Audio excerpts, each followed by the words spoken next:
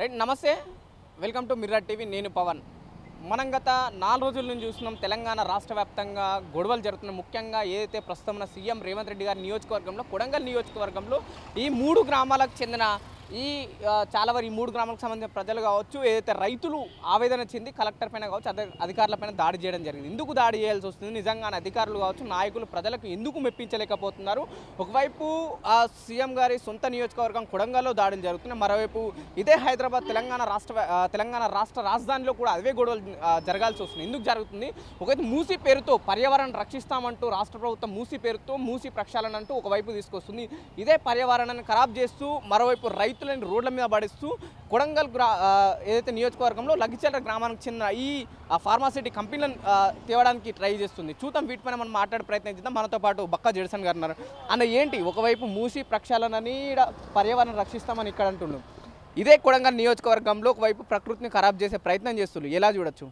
ఇప్పుడు నేను రైతు కమిషన్ అంటే జ్యుడిషియల్ పవర్స్ ఉంటాయని ఇలా వచ్చిన వాళ్ళకు పిటిషన్ ఇస్తున్నా అందులో మూసి అంటే దాదాపు 200 అని ఒక రిపోర్టే ఇస్తున్నా ఇప్పుడు ఒక రిపోర్టే ఆల్రెడీ ముఖ్యమంత్రి కూడా ఇచ్చిన మూసి పైన సూచనల సలహాలు అడిగితే ఆ సలహాలు సూచనల పైన ఇచ్చి ఆయన ఏమడిగినంటే నేను ముఖ్యంగా దాదాపు ప్రపంచవ్యాప్తంగా 258 దేశాలలో అక్కడ ఉన్న నీటిని చెకింగ్ చేస్తే టెస్ట్ చేస్తే దాదాపు 140 దేశాలలో ఉన్న నదులన్నిట్లల్లో ఫార్మా కంపెనీలు చేయబట్టి నీళ్ళు కాలుష్యమైంది అని చెప్పేసి రిపోర్ట్ వచ్చింది అది నేను ఇక్కడికి ఇచ్చిన అయితే ఇప్పుడు ఈ మూసీలకు విడుదలయ్యే నీళ్ళన్నీ ఏది డిబిస్కెల్ కానీ రెడ్డి స్లాబ్ కానీ ఇట్లా వివిధ కంపెనీలకి వెళ్ళి వచ్చేటి అన్నీ అక్కడికే వచ్చింది ఈ కంపెనీలో అందరూ వరద బాధిత సహాయార్థమే కూడా 5-5 కోట్లు చెక్కులు ఇచ్చిండ్రు ఏదో ఇచ్చిండ్రు సెక్రటరీలో కాదు ముఖ్యమంత్రి రేవంత్ రెడ్డి గారి ఇంట్లో ఇచ్చిండ్రు అన్నట్టు ఇంట్లో అంటే ప్రజాభవన్ కూడా కాదు ఆయన సొంత ఇంట్లోనే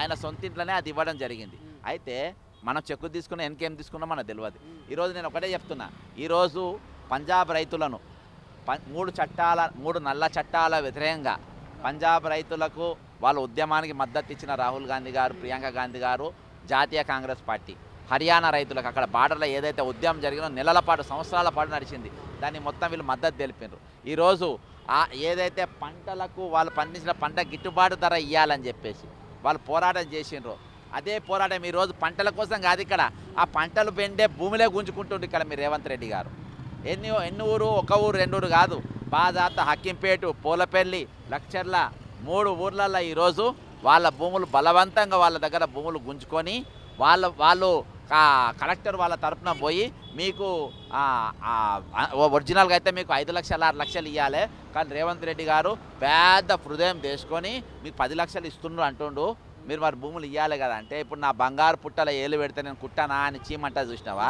అట్లా వాళ్ళ బంగారు పుట్టల ఏలు పెడితే మా రైతులు ఎవరైనా ఊకుంటారా నీ కలెక్టర్ ఇంటికి వస్తా కలెక్టర్ ఇంటికి వచ్చి నేను ప్లేట్ గుంజుకొని అన్నం తింటా అంటే నువ్వు ఊకుంటావా కొడతావు కదా అట్నే వాళ్ళ ఊళ్ళో పోయి నీ భూమి గుంజుకో అరే వాళ్ళ కష్టాల జీతంతో వాళ్ళ చెమట రక్తం పిండి వాళ్ళు నిన్ను ఒక ఇరిగేషన్ అడిగినరా నిన్ను ఒక రైతు బంధు అడిగినరా లేకపోతే గిట్టుబాటు రాదని అడిగిందా నీ ముఖానికి నీకే పథకం అడిగిందా నీ ముఖానికి నువ్వేవి ఇవ్వాలని వాళ్ళకి తెలుసు వాళ్ళకు అన్నీ తెలుసు నువ్వు ఏమి ఇవ్వవు నువ్వు ఫాల్తు కానీ నువ్వు బేకారు కానివి దొంగవు లంగవు 420 కానివని తెలిసి ఇక మూసుకొని అన్నీ ఏమేమి మూసుకోవాలని అన్నీ మూసుకున్నారు అన్ని జాగాలు మూసుకొని ఇక మనకేం వద్దని చెప్పి వదిలేసిండు ఈరోజు నువ్వు వాళ్ళ భూములు వాళ్ళు గుంజుకున్న తిరగబడరా కొట్టారా మాట్లాడరా ఈరోజు సేమ్ పంజాబ్లో జరిగిన ఉద్యమమే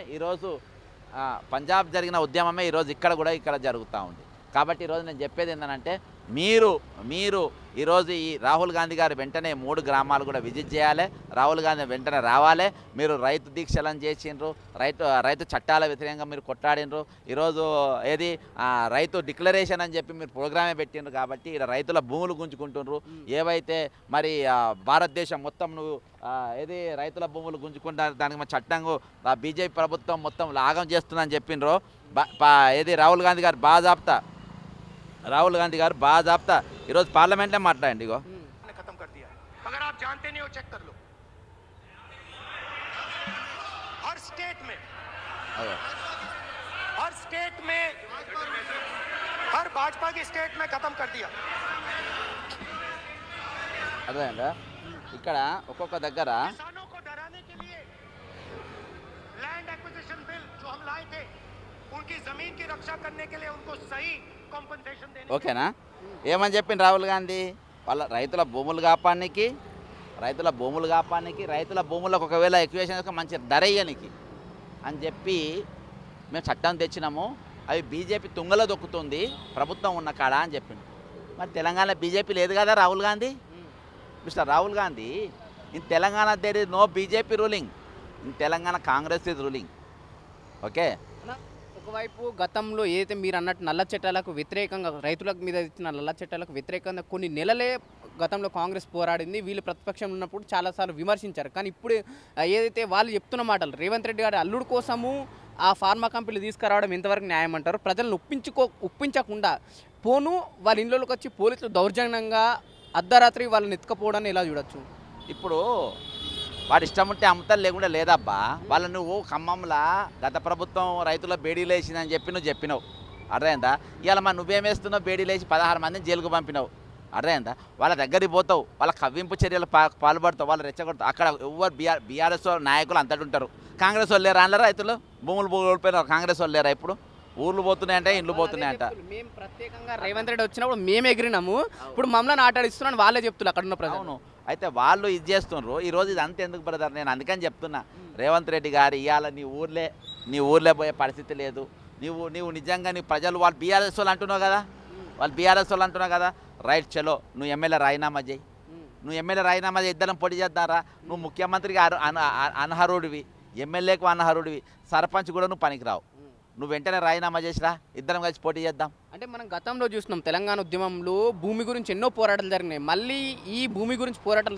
పోరాటం మళ్ళీ కొడంగల్ నుంచి మొదలవుతుంది అనుకోవచ్చా అయిపోయింది ఆవిడెక్కడిది కోడంగల్ బ్రదర్ ఇవాళ పులివేంద్ర రాజశేఖర రెడ్డి గారు ఇవాళ కూడా ఆయన ఫోటోతోని ఓట్లు పడతాయి ఆయన ఫోటోతోని నీ కిరణ్ కుమార్ రెడ్డి గారు మదనపల్లి ఆయన ఊరు కేసీఆర్ గారి వాళ్ళ నియోజక సిద్దిపేట వేసుకో నువ్వు ఎక్కడెవరికైనా పెద్ద అంటే ముఖ్యమంత్రి అభ్యర్థుల సీట్లు అరే ఇది ఎక్కడ ఇంత లఫంగి ఇంత నీ అమ్మ ఇంత సొంత ఊర్లో ఇవాళ దిక్కులేదు అంటే ఎంత పెద్ద గజ దొంగనో ఎంత 420 గాడో అర్థం చేసుకోవాలి ఈరోజు అర్థమైందా ఈరోజు నిజంగా రైతులను ఏడిపిస్తుండు వాళ్ళ భూమి నువ్వు వాళ్ళకి ఇష్ట పథకం ఏమి ఇవ్వకుండా పైగా వాళ్ళ భూమిని గుంజుకుంటున్నావు ఒక్క పథకం ఒక రూపాయి పావుల ఒక చాక్లెట్ ఇచ్చినావా రైతులకు నువ్వు తెలంగాణ రైతులకు ఒక చాక్లెట్ ఇచ్చినావాను నీకు ఎంతమంది శత్రువులను చేసుకున్నావు చెప్పు ఈరోజు 46 జీవోలు శత్రువులైనరా నీకు 29 జీవోలు శత్రువులైనరా నీకు గురుకులం పోస్ట్ వాళ్ళు శత్రువులైనరా నీకు లాస్ట్ పోలీసు వాళ్ళని శత్రువులను కూడా చేసుకుంటావు తెలంగాణ పోలీసు వాళ్ళు వద్దు నాకు మోడీ పోలీసు వాళ్ళు కావాలి తెలంగాణ పోలీసు వాళ్ళతో నాకు రక్షణ లేదు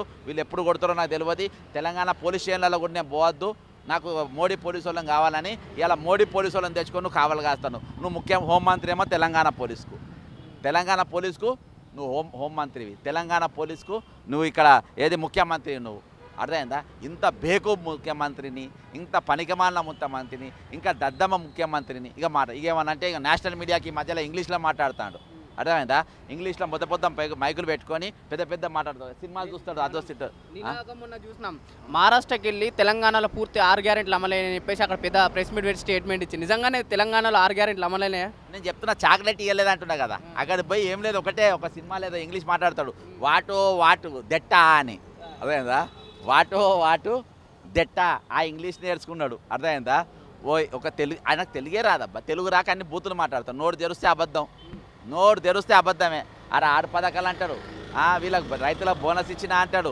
ప్రగల్భాలు అబద్ధాలు మోసాలు దగా మాటలు దొంగ మాటలు ఎన్ని చెప్పాలో అన్ని చెప్పిండు ఈరోజు రైతులకు కాంగ్రెస్ పార్టీ సంవత్సరం కాకముందే ఈరోజు బేడీలు వేస్తాం అందుకని నేను ఇది ఒక్క మాట నేను ఎందుకంటే రాహుల్ గాంధీ ఇక్కడ రాసింది ఒకటి ఇంగ్లీష్లో పెడతా దయచేసి అన్ని ఛానళ్ళు 4 కోట్ల మంది మీరందరూ కూడా దయచేసి రాహుల్ గాంధీకి చేరేదాకా ఇది పంపండి రాహుల్ గాంధీకి రావాలని చెప్తున్నా I humbly request Rahul Gandhi, Member of Parliament, to Hakimpet, Polapelli and Lakacharla villages where land acquisition is going on for the sake of pharma companies and it belongs to the assembly of your own Chief Minister, Mr. Revanth Reddy, the English literature PhD scholar, Mr. Revanth Reddy is hailing from this assembly.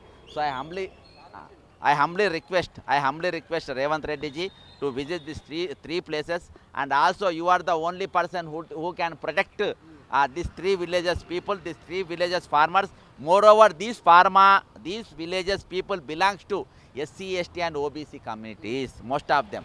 Okay. ఇక్కడ ప్రధానంగా మూసిరెడ్డి అని నామకరణం చేయడానికి ప్రధాన కారణం ఏంటిది? ఆయనే అన్నాడు కదా అబ్బా, మూసిరెడ్డి అనే పేరు చాలా పవిత్రమన్నది. అందరూ కృష్ణా పేరు పెట్టుకుంటున్నారు, గోదావరి పేరు పెట్టుకుంటున్నారు, మూసి పేరు ఎవరు పెట్టుకుంటలేరు అంటే ఆయన చెప్పినా కూడా ఎవరు పెట్టుకుంటలేరు. కాబట్టి నేను అసెంబ్లీ సాక్షిగా ఆయన పేరు మూసిరెడ్డి అని పెట్టినా. ఎందుకంటే మూసి కంటే కంపు ఈరోజు రేవంత్ రెడ్డి పాలన ఉన్నది, మూసి కంటే కంపు పాలన ఈరోజు రేవంత్ రెడ్డి అందిస్తున్నాడు. కాబట్టి ఈరోజు టోటల్గా ఫెయిల్ అయిపోయింది. రైతు కమిషన్ చైర్మన్ గారు కూడా వచ్చిండ్రు, ఆయనకు నేను ఈరోజు పూర్తి వివరాలతో సహా ఇది అందించిన. ఈరోజు మీరు వెంటనే మీరు ఏదైతే ఒక రాజు భూసేకరణ వ్యతిరేకంగా మీరు కొట్టాడినరో ఆ భూసేకరణ ఈరోజు నడుస్తుంది, వాళ్ళ న్యాయం చేయాలని చెప్పేసి నేను కోరుకుంటున్నాను. అంటే ఒకవేళ ఫార్మా కంపెనీలు అక్కడ పెడితే ఎటువంటి నష్టాలు ఉంటాయి, ప్రజలు ఏ విధంగా ఇబ్బందులు పడతారు అనుకుంటున్నారు? నేను చెప్పినా కదా బ్రదర్, ఇప్పుడు దాదాపు 48 రకాల రోగాలు వస్తాయి అక్కడ. 48 టైప్స్ ఆఫ్ ఇది వస్తుంది, అర్థమైందా? దానివల్ల నేను మొత్తం డీటెయిల్ రిపోర్ట్ ఇస్తున్నా. ఇది తెలుగులో ఆయన్నే అనువాదం చేసుకోవాలి. మొత్తం డీటెయిల్ రిపోర్ట్ ఇచ్చిన. ఆల్రెడీ నేను మూసి పైన ఇచ్చిన, మూసి ప్రక్షాళన పైన నేను ఇచ్చిన. కాబట్టి మీరు వెంటనే దీనిపైన చర్య తీసుకోవాలని చెప్పిన. ఖచ్చితంగా నేను అనుకుంటున్నా ప్రభుత్వం ఖచ్చితమైన చర్యలు తీసుకుంటుంది. ఇక్కడ మీరు రైతులను భూములు గుంజుకోవడం కాదు, అక్కడ మొత్తం విషవాయువులు మరో మూసి తయారు చేయబోతుంది. మీరు అక్కడ మరో మూసి ప్రక్షాళన అవుతుంది కాబట్టి ఇంకో మూసి నువ్వు తయారు చేయబోతున్నావు. నేను అక్కడ జనం దస్తేంది బతికితేంది వారి ఇండ్లు గుంజుకుంటా. ఈరోజు నేను ఒకటే పిలుపునిస్తున్నా, ఏది హకీంపేట, లక్కచెర్ల, మరి పోలపల్లి గ్రామ రైతులకు మొన్న ఒకటే పిలుస్తున్నా. ఈరోజు మనకు ఆదర్శం రాహుల్ గాంధీ, ఈరోజు మనకు ఆదర్శం హర్యానా రైతులు, ఈరోజు మనకు ఆదర్శం పంజాబ్ రైతులు. సంవత్సరాల కొద్దీ ఏ విధంగా మనం ఉద్యమం చేసినామో అసొంటి ఉద్యమము మనం ఇక్కడ మీ భూములు కాపాడుకోవడానికి మనం చేయాల్సిన అవసరం ఉంది. ఈ రెచ్చగొట్టే మాటలు కాదు ఇవి, ఇది హక్కుల మాటలు. ఈ హక్కులు కాపాడడానికి పంజాబ్ రైతులకు మద్దతు ఉన్నటువంటి రాహుల్ గాంధీ గారు, ప్రియాంక గాంధీ గారు ఇక్కడ ఏది వికారాబాద్, కోడంగల్ రైతులకు కూడా మీ ఓటుకు నోటు దొంగ కబంధ హస్తాల నుండి ఈరోజు రైతులను కాపాడడానికి మరి ప్రియాంక గాంధీ గారు, రాహుల్ గాంధీ గారు ఇద్దరు కూడా రావాలి. మరి ఇక్కడ రైతులకు మద్దతు తెలపాలి.